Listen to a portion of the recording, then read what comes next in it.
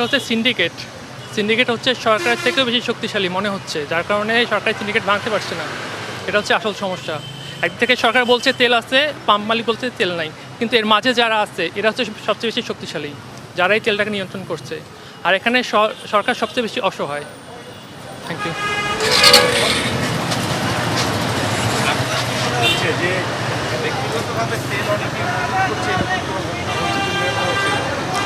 না, ব্যক্তিগতভাবে আপনার যদি মতামত দিতে যাই, অবশ্যই 100% সিক্রেট একটা বিষয় আছে। এই সিন্ডিকেটটা হয়তো যদি ভাঙতে পারেন তাহলে অ্যাভেলেবেল তেল হবে, এটা মনে হয়। অনেক বাইকারের দেখি যে এমন বাইকার আছে ট্যাঙ্ক ভর্তি করলো, তারপরে আবার পরের দিন তাকে দেখতেছি তারা কি বাসা বাড়িতেও তেল রাখছে। এটা কিছু কিছু সাধু বাইকের রাখতে পারে, আমার জানা নাই, তবে হয় এটা ম্যাক্সিমাম সময়। আজকেও লাইনে দাঁড়ানো অবস্থায় অনেকে এটা কথা বলাবলি করছে, মানে একমাত্র তারাই জানে আসলে তারা মজুদ। এটাই হয়, অনেকে বাইকাররা তেল থাকা অবস্থায় তেল নিয়ে তারা মজুদ করে এমন একটা কথা বলছে। এটা কতটা যুক্তিসঙ্গত আমি সে বলতে পারবো না।